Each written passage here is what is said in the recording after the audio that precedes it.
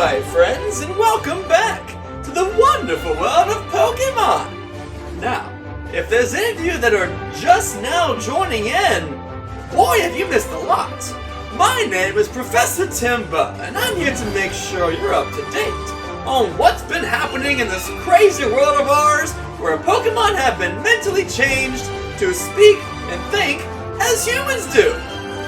Last time, our lovely friend Vanessa engaged with Doug, the swole mole, in a race, claiming that if he won, that they'd make him a totes fab swole mole, as the kids say. But if they won, then Doug would guide them to the human usurping group's home base. They raced Doug all the way from the top of the mountain down to the coastal town of Prime Port.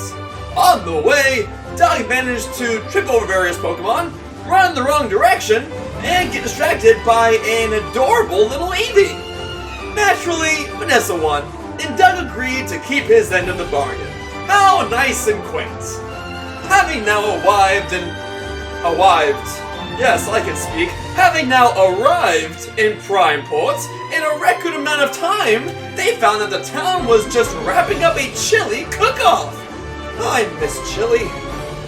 Baron engulfed himself with some free food, must be nice, while Captain Carp tried to figure out how he could steal the grand prize. Heart of gold, that one. After learning about what checks are and how they work, he decided against a life of thievery and instead hopped on a boat to earn honest wages by catching fish. There we go. After snagging some of the biggest catches the fisherman had ever seen, he found that Baron and Minnick had been doing some catching of their own. It turns out, Baron Von Baron is actually a bounty hunter, working with Team Raid Shadow. To make some quick cash, they took an easy bounty with a decent cash reward, and snuck off in the night to make their catch. They got extraordinarily lucky and found the man hiding in a cave. Baron then sent Doug to go catch the guy. So Doug went and just placed a giant rock on his leg so that he couldn't move. And then even after the rock was removed, he still couldn't move. Results, I guess. The man's name was Obi-Wan K-Ground Aurora, and he was wanted for having learned about the government's secret project to evolve humans. He tried to barter for his freedom by offering this momentous information, but it was kind of old news for our trainers, so they tied him up and gagged him, dead set on trading his freedom for their wallets.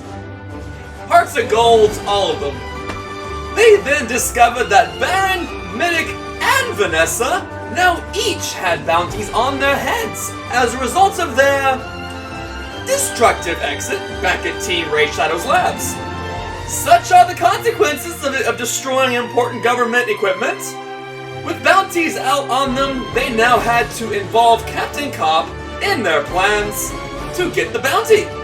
Since Cop had no bounty on his head, however, he was free to turn in the bounty himself and collect the rewards. Thus, he walked in the front door of Team Raid Shadow's headquarters with a limping, injured man in tow, and traded him in for some sweet, sweet Pokédollars in the form of a check. Thankfully, Captain Carp had learned about checks before, just earlier that day. This is why, that's a hard one. This is why we pay attention in finance class, kids. Sorry, I've had a few too many, lightning bolts to the brain. It's crazy out there and here, everywhere. Anyway, that is what happened last time. What new adventures will our trainers get up to today? And what new friends do you think they may meet today? Let's watch and see! Okay, I'm gonna go cower back in my corner. Good luck.